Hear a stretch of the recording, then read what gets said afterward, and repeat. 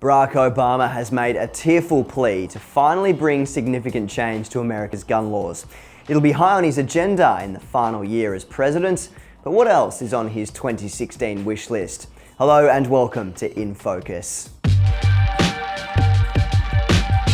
Obama has spent his entire presidential life butting heads with Republicans, more so than most Democrats, and few issues polarize the nation more than the control of firearms.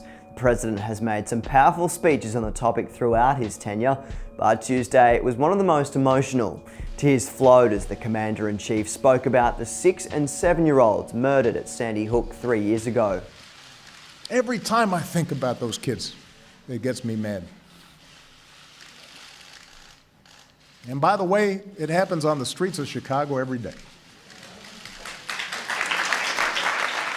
Through executive action, he'll aim to close loopholes on background checks, report lost or stolen guns, and ban anyone convicted of domestic violence or on a terror watch list from getting their hands on a weapon. While many Republicans blasted the plan, Donald Trump had this to say: "I actually think he was sincere. I'll probably go down about 5 points in the polls by saying that, but I think he was sincere." There you have it. Even the most popular Republican presidential candidate admits that voters are fickle enough to turn away for not saying something negative about the enemy. Don't get me wrong, it's not a concept owned by the right, but it just displays the combative nature of American politics. There's more on Obama's 2016 wish list. At the top of the agenda is the implementation of the Iran nuclear deal. Seen by many as vital for world peace, the framework seeks to ensure that the rogue state doesn't develop nuclear weapons in exchange for the lifting of sanctions. Those from the GOP deplore the deal, but President Obama will be placing it at the top of his foreign policy agenda. Another item high on his list will be Cuba.